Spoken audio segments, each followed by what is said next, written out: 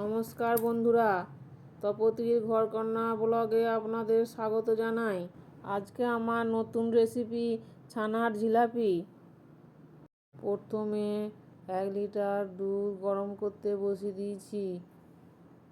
পরে আমি 2টো লেবুর রস বার করে রেখে দিয়েছিলাম, সেই লেবুর রস দিয়ে আমি ছানাটা কাটিয়ে নিলাম। ছানাটা একটু ঠান্ডা হলে ছেঁকে জল ঝরাতে দিলাম। তারপর জিলিপি করার জন্য সব উপকরণ নিয়ে নিয়েছি, যেমন ছানা, ময়দা, পাউডার দুধ, 2টি এলাচ, খাবার সোডা সামান্য। এবার একটি পাত্রে ছানা নিয়ে ভালো করে মেখে নিতে হবে। এইবার 4 চামচ ময়দা, গুঁড়ো দুধ 50 গ্রাম, এলাচ 2টি দিয়ে ভালো করে অল্প অল্প জল দিয়ে মেখে একটি ডো তৈরি করে নিতে হবে। ডোটিকে কিছুক্ষণের জন্য ঢেকে রেখে দিলাম। এবার রস তৈরি করার জন্য কড়াইতে 400 গ্রাম চিনি দিয়ে তাতে পরিমাণ মতো জল দিয়ে ও 2টি এলাচ দিয়ে ফুটিয়ে নিলাম। কিছুক্ষণ ফোটানোর পর 1 চামচ দুধ দিয়ে ফুটিয়ে নিলাম।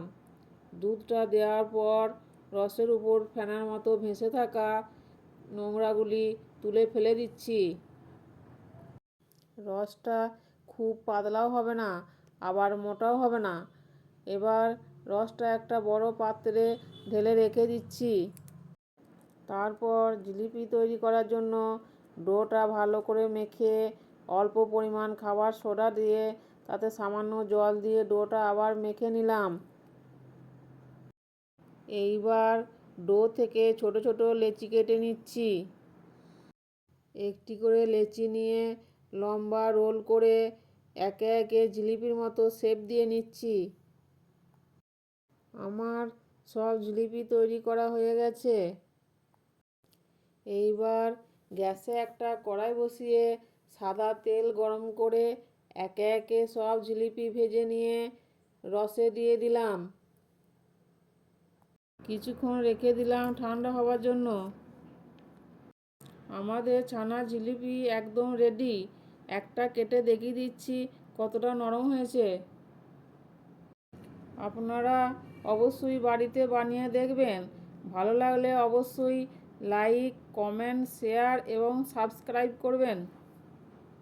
আবার দেখা হবে অন্য কোনো ভিডিওতে, অন্য কোনো রেসিপি নিয়ে। ততক্ষণ সবাই ভালো থাকবেন, সুস্থ থাকবেন। ধন্যবাদ সকলকে ভিডিওটি দেখার জন্য।